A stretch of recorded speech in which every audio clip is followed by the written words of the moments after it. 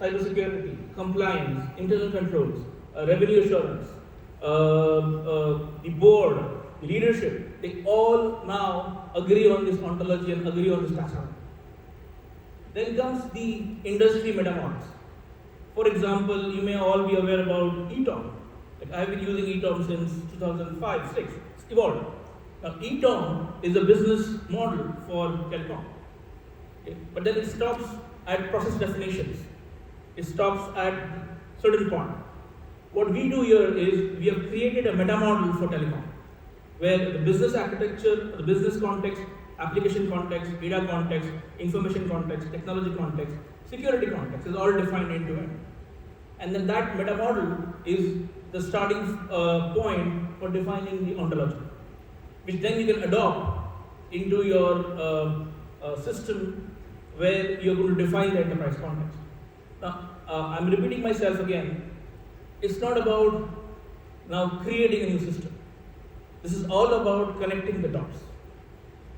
Within the automation blueprint, you would realize that you already have these different data points. You need to define one system where you could connect all these dots.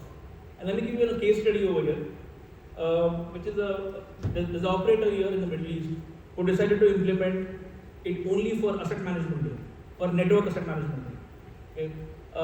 So when we went in, we realized that the records, the 80,000 asset records, are available across various element managers. It's there in IPAM, it's there in the IT side on the 2FA, it is there in the PAM, it is all over the place. But the business is still running. There are operational inefficiencies in the process. So when we went in using the better automation blueprint for asset management, we then came up with a model where all of this was unified using one of the existing systems, which we decided to make it the golden record system. And then they adopted, and then from that point onwards, the entire asset management was streamlined between IT and network. So the industry blueprints is all about how the industry context is defined over there. I mean, when you go to financial services, the context changes. The LOB changes, the products changes, the services changes, the way in which the revenue generation, the revenue accounting changes, the business context changes, the application landscape changes. The like fulfillment assurance billing in financial services, the mega process again changes. So the entire change is basically captured across this industry in these various meta models. Then comes alignment to existing GRC of the organization, the existing exposure management capabilities of the organization, the existing DevOps, DevSecOps, the existing frameworks, existing practices that are today already operating in the organization. That's where there's alignment guidelines, how better can be aligned with the existing risk management, how better can be aligned with the existing compliance management, how better can be aligned with the existing TPRM, and so on and so forth. So those are the industry practice guides. And then finally towards the end is the CMM for better, when you start, the matrix which are needed, the automation blueprint, and an adoption plan. Okay. So that's overall the better framework. We have decided to open source it, and we are going to form better communities and close working groups. So that's something that we will announce towards end of February, and we hope that we are collaboratively able to work with professionals such as you once we open source this, and there's a governance framework put in place. So there's better banking, better telecom, and better financial services models that we plan to implement. These are some of the use cases of better. So policy compliance. So the organizational policies, once assessed by audit or by compliance management, and there are findings coming out of it. Now, how do you express material impact of those findings? So policy compliance can use it for impact assessment. So whole compliance domain can use the better framework for expression of impact. Now in risk management, there is a second leg to it, which is probability. Okay. So I would not dive right now deeper in better, but in our collective wisdom has, we reached a point in better where we have stayed away from probability. We have not got into probability. However, better does align with existing frameworks such as FAIR or any other framework, but we have stayed away from probability. I'm happy to talk about it if you can during lunchtime or thereafter.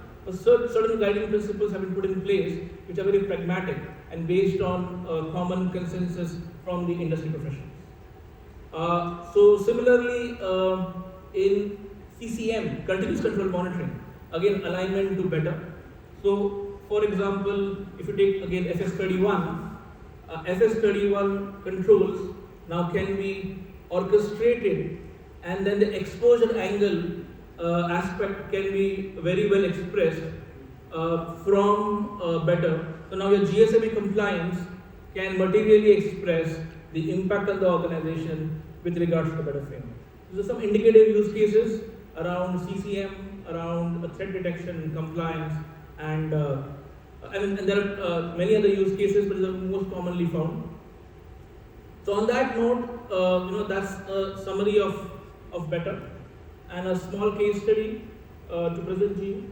So this particular client that we're basically working with, they adopted better in various functions. So they adopted better for risk management expression, impact expression. They adopted better for compliance assessments. Then they adopted better to negotiate with the external auditors on remediation actions, because now they are able to quantify the net impact and then agree upon action. So what is critical for the organization, or what is medium for the organization, not necessarily the regulator would see it that way. Now there's a common dialogue and agreement on the impacts. So that's basically overall presentation from my side. I'm happy to take questions. And before I open the board for questions, the sole objective why we started off is the position of pain, where the leadership, the board, the CXOs, they want to help, but the challenge that they were facing is we were not able to come on a common ground to express the impact. And that's where this whole ideology of better started. That's all from my end. Thank you.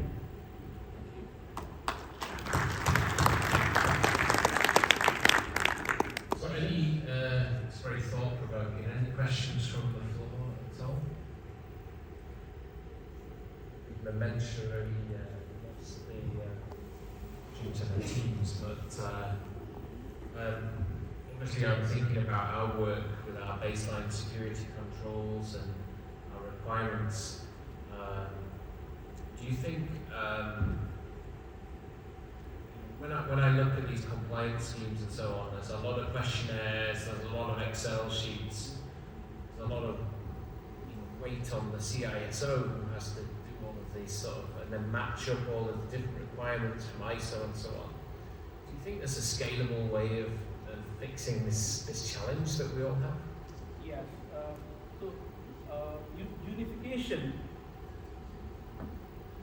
Unification of these controls, and then attaching that to the controls taxonomy. Okay. Now the CISO does not really have to, demonstrate compliance against individual standard. There's an organizational control catalog for different aspects of the business. Okay. And these controls are organizational controls now. Okay. So you comply once and you demonstrate n number of times the compliance against it. Okay. And now the impact again also is unified. So it significantly saves time for CIs. One of the things that always annoys me is that we produce our documents as PDFs. So if somebody has to manually copy and paste the requirements, is there anything that we could do as an organisation that would make things more easy for you in terms of machine readability or accessibility? Yeah. So we have. So what we have done right now using Optimus is we have built already frameworks in place. So we have FS31 defined in Optimus and other leading frameworks. And we have an NLP use case where you just scan a PDF or an Excel, and then it can read from there and create the control framework. And then it just needs some tweaking, and then you can finalize. So as of now, FS31 or openly available GSM documents have already been created. But if there's a member who subscribes to it, then there are those control documents that can also come in. And then there are two choices of compliance. One is you check the compliance outside the system and then come and update the record. This is what typical GRC systems do. Or there's built-in capability for defining these automation bots, which can actually go and do a continuous control monitoring and testing and validation. So now your standard assessment is more bot-based and less human-based. One thing that again annoys me a lot is when I get a document that's revised, I cannot easily see the change list. What I'm hearing from you is you don't need that because you are using the automation bots to create the change list. Is that correct? You don't need us to create a change list? That was one common pain point. So typically in an organization you have 50 to 20 different standards, and then every year the standards change. And keeping a track of what has changed and then where do I go and update that in my control framework was one use case that we took. And then we automated that. Thank you. Okay. Any other questions? Thank you very much. And,